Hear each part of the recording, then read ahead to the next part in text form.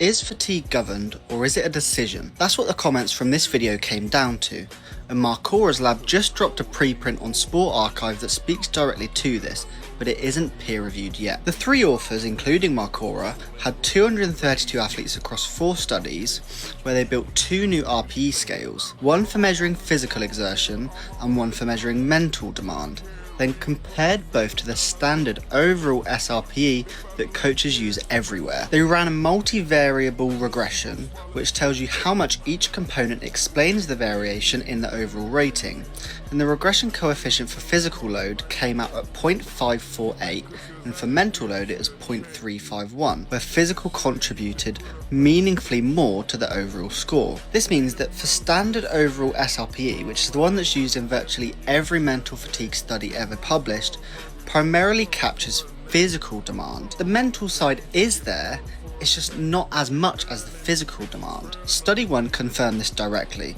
They added a concurrent cognitive task on top of exercise at 2 intensities. Exercise intensity moved the overall RPE rating significantly, but the cognitive task did not at all. The tool was blind to mental load the entire time, but here's something that actually surprised me. When athletes did a cognitive task during high intensity exercise, their physical RPE rating went down, so they reported less physical exertion when cognitively occupied, not more. And the authors called this attentional dissociation, which is where cognitive demand competes with physical sensation for conscious attention. So mentally occupied athletes stopped noticing how hard they were working. Now, mental load doesn't just add perceived physical effort. Under some conditions, it clearly masks it. So where does this land in the actual debate? For the central governor side, this paper doesn't touch it at all.